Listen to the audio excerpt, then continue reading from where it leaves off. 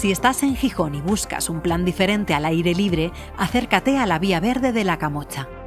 Este itinerario de 7 kilómetros sigue el trazado del antiguo ferrocarril minero que unía la mina de La Camocha con la parroquia de Beriña y el puerto del Musel, una de las líneas más importantes del centro de Asturias para la salida del carbón durante gran parte del siglo XX.